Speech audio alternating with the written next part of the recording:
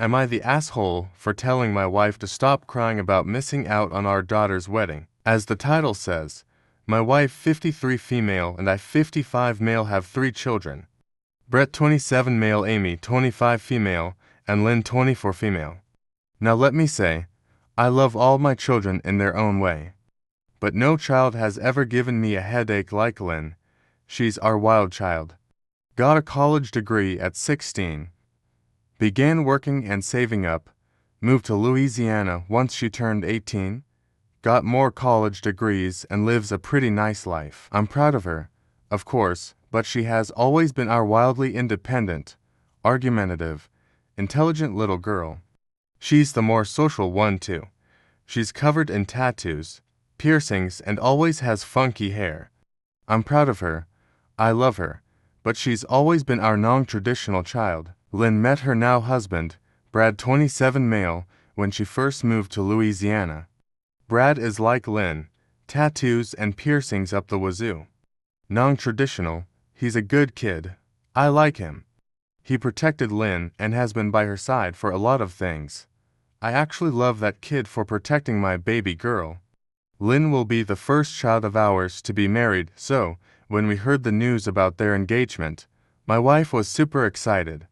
She started talking about wedding planning and all that girl stuff. Lynn and Brad were both upfront about not wanting a wedding and just wanting a small party with mainly family and some friends as a celebratory thing.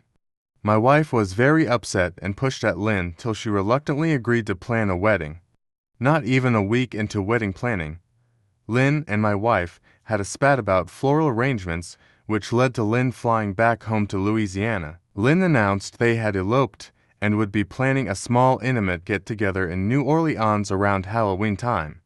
My wife lost it.